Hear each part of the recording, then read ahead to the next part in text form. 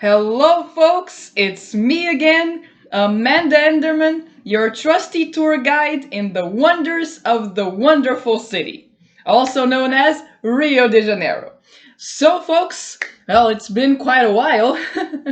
Forgive me. I have been running errands and such. Now that things are finally beginning to reopen little by little here in Rio, right? It's more than time to get things done.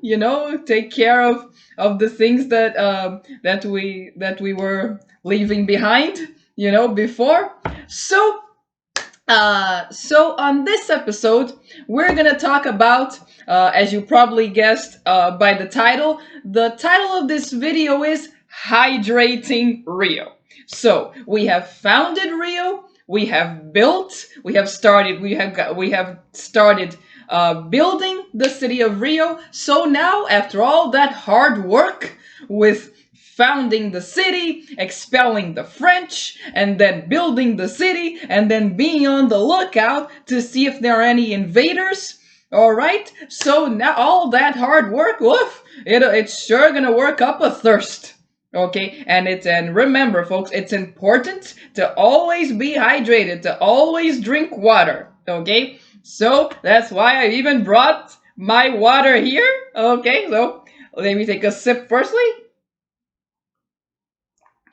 Another day, another lipstick stain. What are you gonna do? So, anyways, so one question that especially foreigners always ask me, and here before I actually start in the historical part of the video, let me just clarify that for you once and for all. People always ask me, Amanda, but after all, is water in Brazil safe to drink? The answer is, it depends. If it is from the tap, no. Absolutely not. When you're here, do not drink water from the tap. Okay? And highlight this, please. Okay? However, normally, either at home or I believe hostels will also have them. Hotels, I'm not sure, but at regular apartments and in hostels, people there will normally be that. So normally you would have a filter and that is where you get your drinking water from. So allow me to demonstrate even further. Yes, I have taken pictures for you even of that so you can see. So this over here, this is my kitchen. So welcome to my kitchen, folks. This is my very own kitchen, dirty dishes and all. So the tap, which is right above the sink, the silver one that you can see, well, in this case it's silver, that is not drinking water. Okay, that water is not safe to drink. But this, oh sorry, let me just, my tablet is trolling me. He decided to troll us today. So the silver tap, which is right above the sink, not safe to drink from. Okay, however, this other tap, this golden one, which has this white cylinder attached to it, that is a filter. Okay, this is a filter, this white cylinder attached to the golden tap. So if you see that tap is the tap that you can take the water to drink. In fact, this water over here that you can see comes from this filter. Okay, and all the water I drink comes from that. So as you can see, clean, transparent as it should be. And now I'm going to take a big gulp so you can see that it is safe. There you go. See? Nothing wrong with it. Okay? Or another kind of filter that you might find over here. Another kind is, another kind of filter that you might find is this one over here. It's a more modern one, I should say. It's not attached to any tap. Okay, it's just it would normally be standing in the sink, if the sink is big enough, or perhaps in a separate table or something like that. Okay, or perhaps in a separate table. Okay, and so there you just put the cup in there, and you have the option of either room temperature or cold water. Okay, and of course this filter is at my mom's house. This is not in my house nor my kitchen. This is my mom's kitchen. Okay, as you can see, far more organized, of course, than mine. Okay, of course her sink is far bigger than mine as well then. So she has that slight advantage. So thank you, mom, for letting me take the picture. Okay. And by the way, these two thingies on the top, they're mugs. They're mugs. Cute, right? So there you can see, okay, so water from either of these two kinds of filters is absolutely safe to drink over here, but water coming directly from the tap, no, absolutely not. Okay, so there you go. So now to go straight to, oh, and by the way, I forgot, the kind of filter that you have, that I showed you from my kitchen, which is a more old-fashioned kind, you don't have the option of cold water. Okay, so the only water that comes out of it is room temperature water. Okay, just so you know. So then, if you wanted it to get cold, you would have to put it in the refrigerator. Okay. So, just so you know. So, now to actually get started with this video. So, the two main issues pervading the city of Rio from its beginnings, okay, from its beginning, were the distribution of drinking water for the entire population and the many diseases that took over the city every summer. Of course, I am going to address the situation of the diseases in a separate video. Okay, but on this video, I'm going to address the issue of the distribution of drinking water. Okay, so of course, there was plenty of salt water. Okay, but try drinking salt water and then tell me what happens, or better yet, don't try this, folks.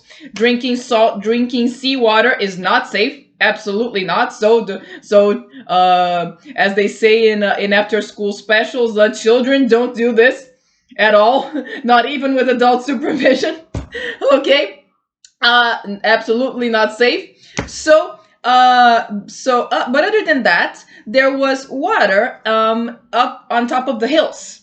Okay, and the main source of drinking water that is in the central area, and adjacent areas also in Rio, is the Carioca River. And the Carioca River begins at Paineiras, which is on the way up to the Corcovado, where the Christ the Redeemer is. So the river starts there, and it makes its way down into divisions. Basically, it splits in two. So one way of it goes to Gloria, okay, ends up in where nowadays it's the neighborhood of Gloria, and the other makes its way through the neighborhood of Catete. In fact, the Catete Street, which is right nearby where I live, is actually on top of the Catete River. Okay, and you can bet that I am gonna do, yes, an episode about the neighborhood of Catete, because of course it's my neighborhood. So of course I have to do a video of that. Okay, so stay tuned for it, folks. So of course, since the beginnings of Rio, people in general, they had to go all the way up the hill, okay, get the water, and then come all the way down the hill with probably half the water. Okay, so you can imagine what a predicament that was. Okay, imagine every time you have to fetch water for yourself and for your family, you have to go all the way uphill and then all the way downhill. Okay, because as you because I don't because if you remember the past videos, the majority of the population, they lived in where nowadays is the downtown area of Rio. They didn't live in Catete or Gloria. In fact, sorry, let me drink a little water. I think I need it. So in fact, the neighborhoods of Catete and Gloria were considered suburbs back then. So the actual city was only where the downtown area is. Remember from that I told you from the last video. So the majority of people had very little access to drinking water. Okay, and that situation went on until the end of the 16th century. 16th, sorry, the end of the 17th century, and especially in the 18th century, that is when lots of fountains literally spring up.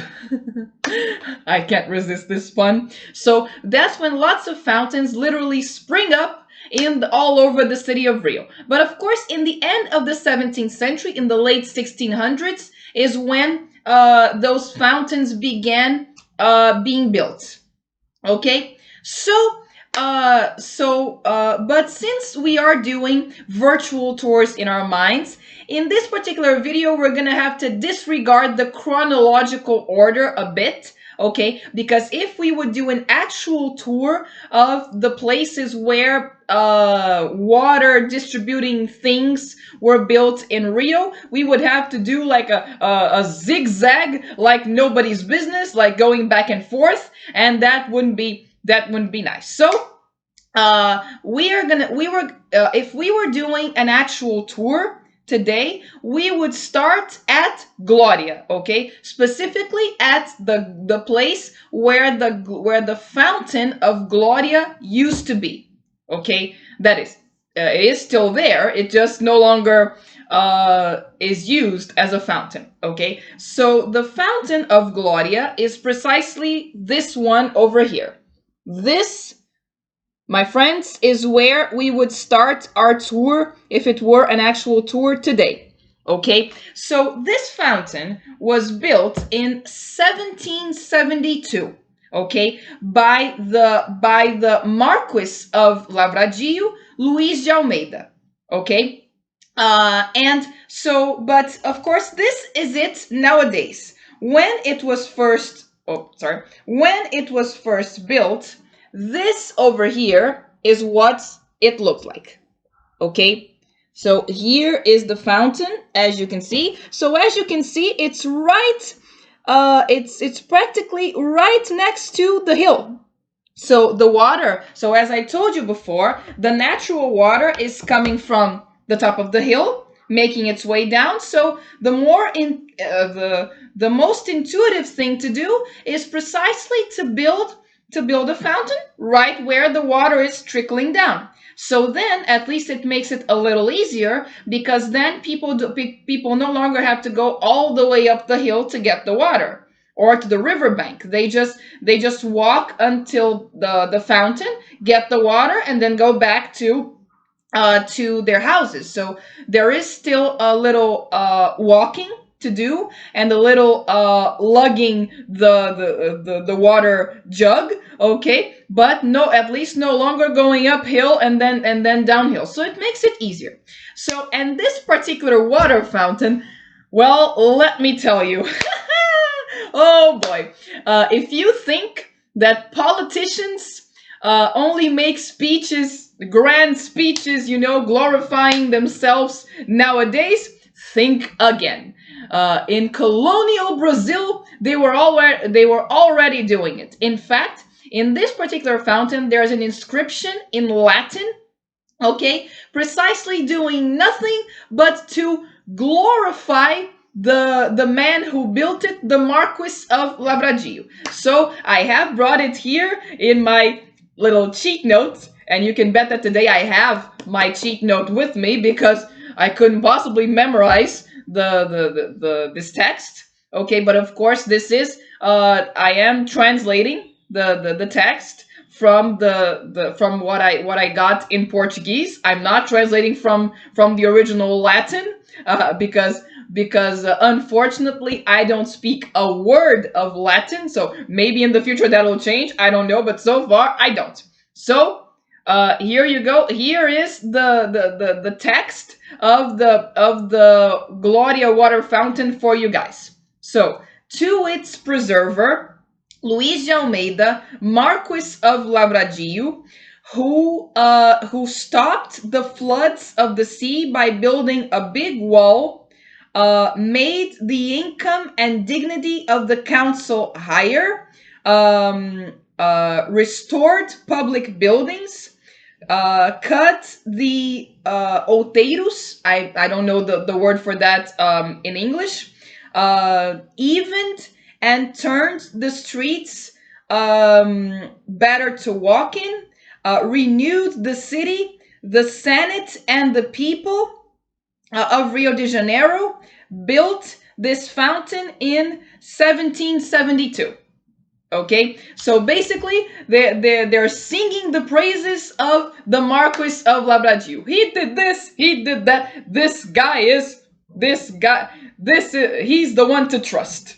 Okay, but furthermore, going after that in our tour today, we would go to a place. Our next stop in our tour today, I should say, would be a place that perhaps, if you're not already familiar with, I'm sure you've heard of it, which is the Lapa Arches or the Lapa Aqueduct. Okay, and just in case you haven't heard of it, this is it nowadays. I'm very sure that when you're here in Rio, you will visit this place at some point or another during your stay here. Okay? But of course, back in 17th or even 18th century Rio, this is what you would have seen. Okay? These were the Lapa Arches back then. So building an aqueduct was, of course, how can I say, was of course the next step, because as I said before, the Carioca River starts on uphill. Okay, and in fact, the hill that you see there is the hill of Santa Teresa. So the Carioca River also flows there. Okay, up there, because the hill of Santa Teresa is also part of the complex of the Floresta da Tijuca, of the Tijuca forest. Okay, it's also part of that, just as the Corcovado and Cosme Velho. So the Tijuca forest is really quite huge. Okay, so how can I say? So of course, it was only natural for them to want to build an aqueduct to redirect the flow of the water, okay, and bring it to the downtown area of Rio, so the majority of the people who were living there already would have access to the drinking water. So how can I say? The system is pretty much the same as the Roman aqueducts. So the water gets into the aqueduct, and the aqueduct itself has a slope, so it drops a certain height every certain length. Okay, so then the water follows the curved pattern. Okay, and it ends up in a fountain. Okay, at sea level, where people can then get the water. So basically, what you're doing with an aqueduct is to redirect the flow of a river, so that instead of you going to the river to get the water, you bring the river to you. Okay, so here's to those ancient Romans who first thought of this. Here's to the Aqua Claudia. Okay, Hail Caesar. So, or not, maybe perhaps another emperor, okay, or senator. So, anyways, but this aqueduct, this particular one, actually, the first attempt to build it was in 1623 during the government of Aires de Saldanha. Okay, but as a matter of fact, it didn't work, folks. It did not work. Guess why? Deviation of funds. Yes. So the money that should have gone to building the aqueduct was spent on other things, you know. As you can see. So once again, if you think that corruption in politics is only a deviation of funds and embezzling and all of that is something that only happens nowadays, once again, think again. Okay? So the first one didn't go well, and then it was only in 1744 that they started actually building the aqueduct, and the building of the aqueduct went on until 1750. So it took 6 years to build, and it was during the and already another guy was in power at this time, and it was he who ordered the second attempt, which was none other than Gomes Freire, the Count of Bobadilla. Okay, so then in 1750, dun, dun, dun, dun, we had the Lapa aqueduct, or we had the aqueduct of Carioca, as it is, its actual name. Okay, its original name, which stands to this day. How wonderful. But actually, going back to Aires de Saldanha, he didn't get everything wrong. Okay, actually he did something right, which was to build the fountain of the Lago da Carioca in 1723. And that would be precisely our next stop in our tour today. So the Lago da Carioca today, I've already showed you in the previous video with the Santo Antonio Hill. Remember, that is the Lago da Carioca nowadays. But the Lago da Carioca with the fountain, actually, during colonial times, would have looked like this.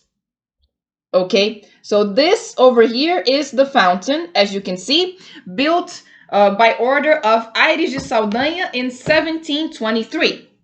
Okay, now, but actually, if you would have gone back even further in time to the original landscape of the Lago da Carioca, what you would have seen is actually something like this. Okay, this is what you actually would have seen. So as you, that is minus the convent on top of the hill and minus this canal over here, which was also artificially built, and I'm gonna tell you about it in just a little while. Okay.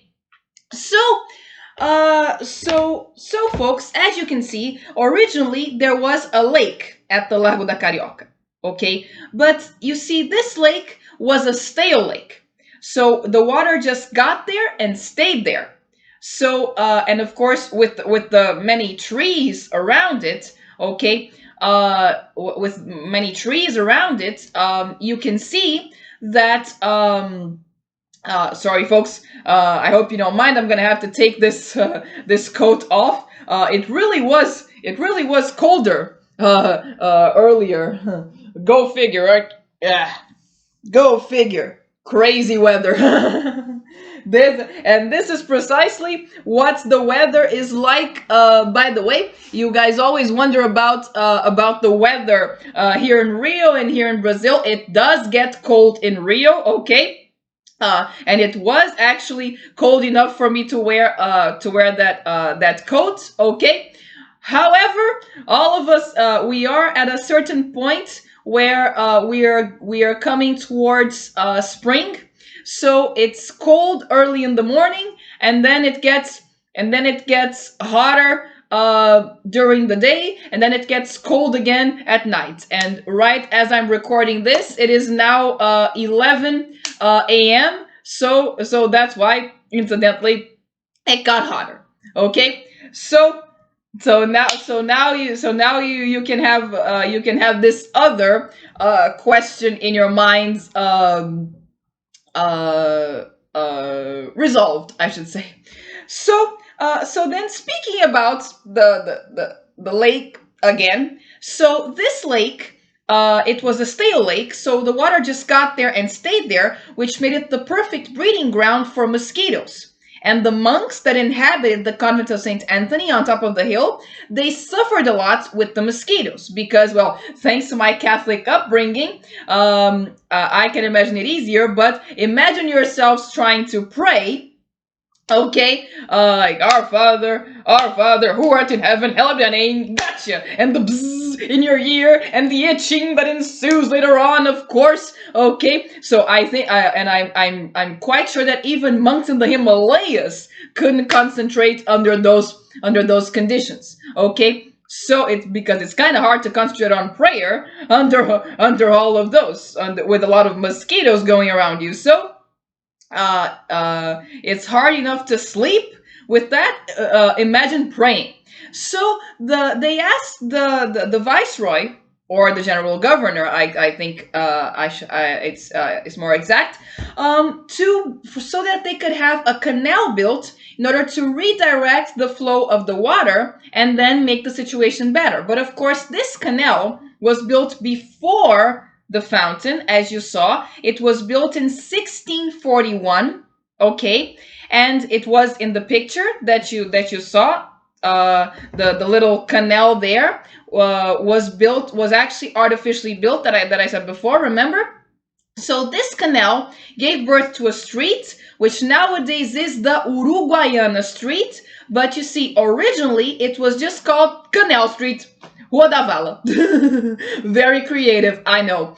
So, and just a few short years later, in 1646, they then built a pipe connecting to this canal, with so as to further bring the water until the ocean.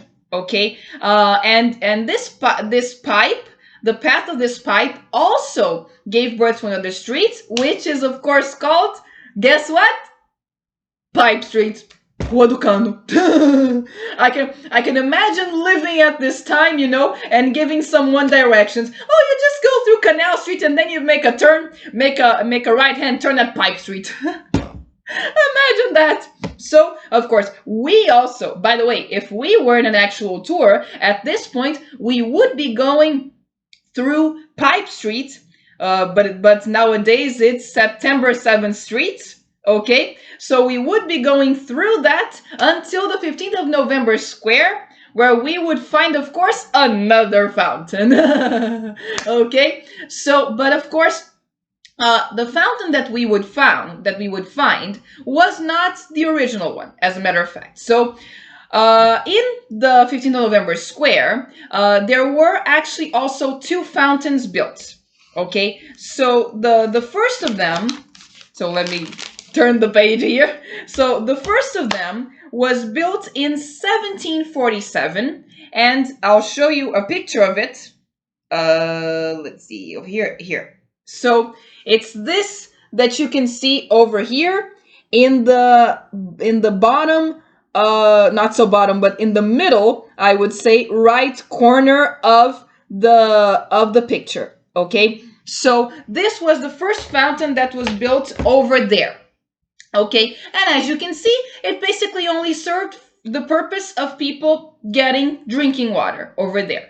However, in 1789, another bigger fountain was built, and this time right where the landmass would end originally. Okay, which was the Chafariz do Mestre Valentim. Okay, which was this one over here. And nowadays it's in the middle of the square. Okay, but that's because that is once again because of landfilling, folks. Because actually, originally, the landmass at the 15th of November Square would end exactly over there, exactly where this fountain was. And the reason why it was built there instead of in the middle of the square was precisely so that it could provide drinking water for the boats which would dock over there, because of course, as Rio grew, and mind you, the 18th century was the century in which Rio most developed. Okay, so obviously a lot of ships were docking over there. So of course they also needed drinking water. So then that is what this fountain, this bigger fountain, also provided. Okay, so basically, and at this point, okay, everything was then connected.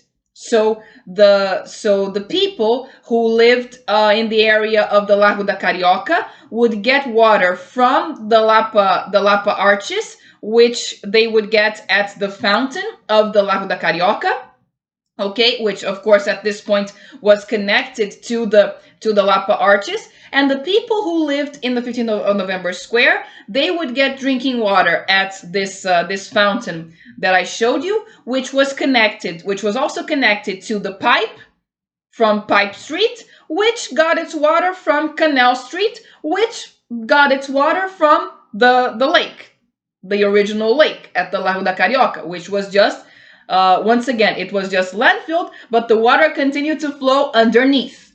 Okay, so folks, and this is it for our episode of Hydrating the City of Rio. And now that we are well hydrated, I'll see you in the next episode, okay? Which I'm not gonna tell you the theme right away, of course, but just by the things that I hinted during the video, of course, it will be about one of the things that I hinted during this video. Okay, so stay tuned as to which theme it's gonna be. Bye!